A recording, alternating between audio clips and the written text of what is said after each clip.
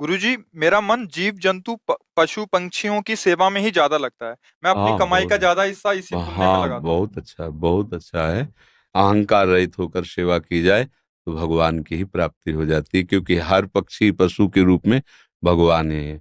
नामदेव जी महाराज कुत्ते में भगवान को देखो प्रकट किया ना। भगवान एक बार श्री एकनाथ जी महाराज गंगोत्री से गंगा जल लेकर बहुत से भक्तों के साथ रामेश्वर चढ़ाने जाते थे। प्राय भक्त लोग ऐसा करते हैं कि गंगोत्री से गंगा जल लेकर रामेश्वर में चढ़ाते हैं कांवर में लेके।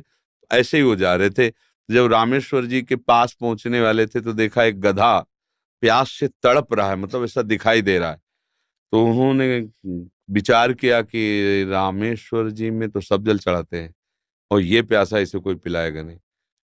गंगोत्री से लाए थे रामेश्वर जी के लिए, नजदीक गए और गोद में गधे का सर लिया और हर हर महादेव करके पूरी गंगा जली उसे। जे ही गंगा जली पिया तो और जो साथी थे सब हंसने लगे।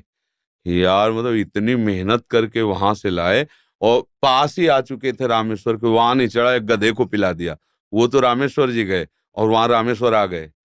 गधे को जे ही गंगा जल पिलाया तो भगवान उठ के बैठ गए, बोले मैं ही था, तुम्हारे को देख रहा था कि तुम केवल मूर्ति में ही मुझे समझते हो या सब जीवों में भी मुझे समझते हो। तुम्हारी इस दया से मैं द्रवित होकर यहीं प्रकट हो गया, क्योंकि कण कण शिव है। तो वही गधे से ही भगवान प्रकट हो गए।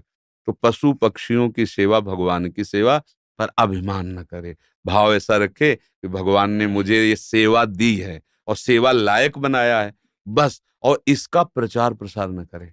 प्रचार प्रसार करने से सेवा का जो सुकृत होता है वो नष्ट हो जाता है।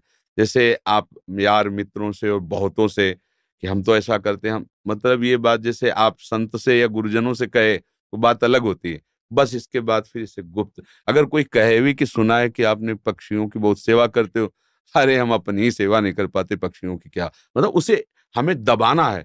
हमसे पाप बन जाए तो कह देना है, पुण्य बन जाए तो छुपा लेना है। पर अपने लोग उल्टा करते हैं, पुण्य बनेगा तो पोस्टर छपवा देंगे और पाप बनेगा तो कसम खा लेंगे कि किया ही नहीं है।